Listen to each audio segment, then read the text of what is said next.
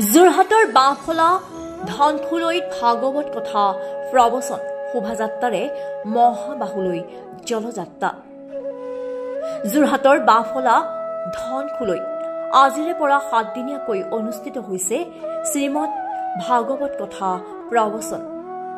লামিছানী পৰিয়ালৰ উদ্যোগত আৰু ধনখুলৈ গাঁওবাসীৰ সহযোগত অনুষ্ঠিত হোৱা ভাগৱত কথা প্ৰবচনৰ আজি পুৱা ধৰ্মধ্বজা উত্তোলন কৰে বাচক পণ্ডিত কৃষ্ণ সাপকোটাই।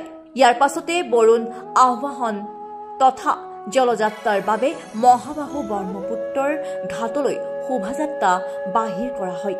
উল্লেখ্য যে নদীৰ ঘাটত পূজা অৰ্চনা কৰি কলহৰ জৰিয়তে নদীৰ পানী সংগ্ৰহ কৰা হয় আৰু বিষ্ণু মন্দিৰত সেৱালৈ ঘট স্থাপন কৰা হয়। স্থানীয় ভীমলাল উপাধ্যায়ৰ বাসগৃহত আয়োজিত উক্ত অনুষ্ঠানত বিভিন্ন প্ৰান্তৰ ভক্তপ্ৰাণ ৰাইজে অংশগ্ৰহণ কৰিছে। উল্লেখ্য যে বিভিন্ন কাৰ্যসূচীৰে অনুষ্ঠিত হোৱা ভাগৱত কথা প্ৰবচন অহা 5 জুনত অন্ত পৰিব।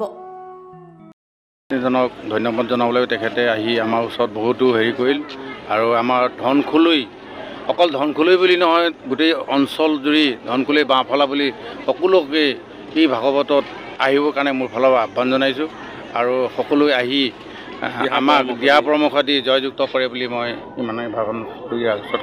হয়, নমস্কাৰ। আজি আপোনালোকক ধন্যবাদ জনাইছোঁ। আপোনালোকে আমাৰ এই অনুষ্ঠানত আহি আমাৰ যিখিনি ভাগৱতৰ কাৰ্যসূচীৰে আপোনালোকে সংগ্ৰহ কৰি আছে আৰু বিশেষকৈ আপোনালোকক জনাব বিচাৰোঁ আমি আজিৰ পৰা 30 তাৰিখৰ পৰা অহা 5 জুনলৈকে এই 7 দিনীয়া শ্ৰীমদ ভাগৱত পুৰাণ মহাপুৰাণৰ আয়োজন কৰা হৈছে। ইয়াত আয়োজকসকল হ'ল এই পৰিয়াল লামিছানী পৰিয়াল, উপাধ্যায় লামিছানী পৰিয়াল। তেখেতসকলে নিজৰ পিতৃপুৰুষৰ নপুৰুষৰ উদ্ধাৰৰ কাৰণে এই অনুষ্ঠানভাগী আয়োজন কৰিছে। আজি প্ৰথম দিন, আজি জলযাত্ৰা হ'ল, বৰুণ আহ্বান হ'ল। বৰুণ আহ্বানৰ পিছত এতিয়া ব্যাসদেৱৰ পূজন হ'ব, ভাগৱতৰ পূজন হ'ব। ভাগৱতৰ পূজনৰ পিছত সন্ধিয়া আপোনালোকৰ সন্মুখত যিগৰাকী বাচক আছে, যিগৰাকী পণ্ডিতক আমি আমন্ত্ৰণ জনাইছোঁ, তেখেত হ'ল চিলাপথাৰ নিবাসী শ্ৰীযুত কৃষ্ণ সাপকোটা।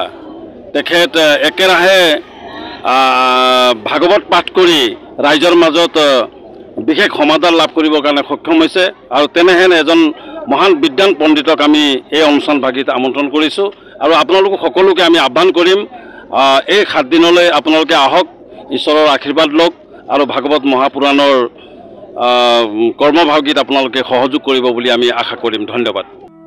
যোৰহাটৰ পৰা প্ৰশান্ত গায়নৰ ৰিপৰ্ট, নিউজ নাও 24/7।